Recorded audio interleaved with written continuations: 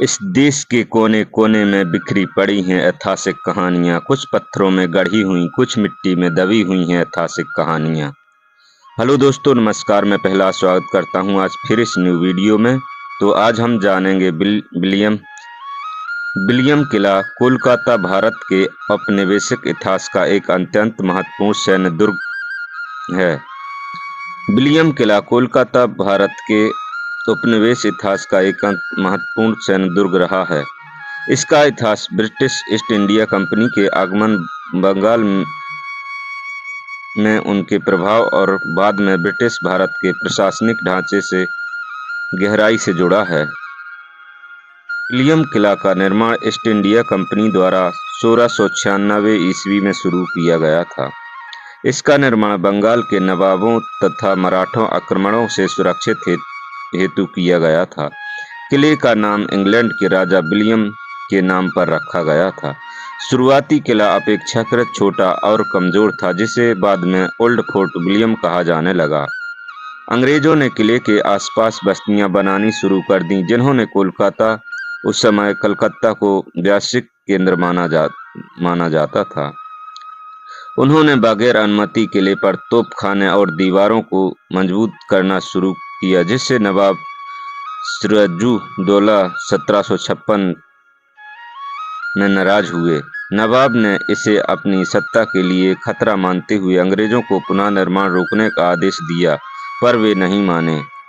1756 में सिराजुद्दौला ने अंग्रेजों पर हमला कर दिया, कोलकाता पर कब्जा कर लिया।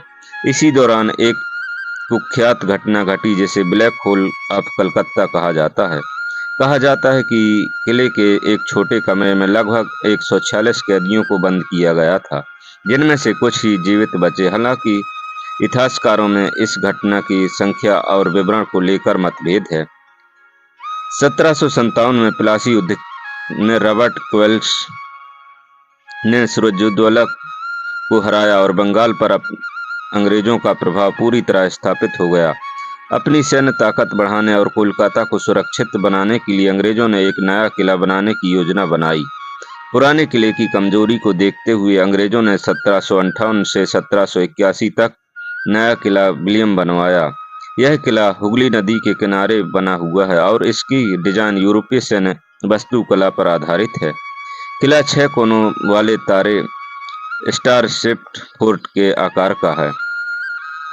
इसका क्षेत्रफल लगभग 5 वर्ग किलोमीटर है और इसे दुनिया के सबसे बड़े सैन्य ठिकानों में गिना जाता है। किले के चारों तरफ खुला मैदान, जिसे बाद में सिर रिस कोर्स और वर्तमान मेडन कहा जाने लगा, रक्षा व्यवस्था के लिए बनाया गया। किला विलियम ब्रिटिश भारत की मुख्य सैन्य छावनी बन गया। ईस्ट इंडिया कंपनी से ब्रिटिश सरकार का सत्ता के हस्ताक्षर ईस्ट इंडिया कंपनी से ब्रिटिश सरकार तक सत्ता के हस्तांतरण 1858 के बाद भी सैन्य अहमियत बनी रही।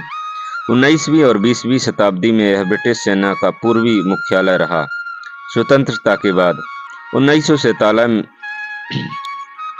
1947 में स्वतंत्रता के बाद किला विलियम भारतीय सेना के पूर्वी कमान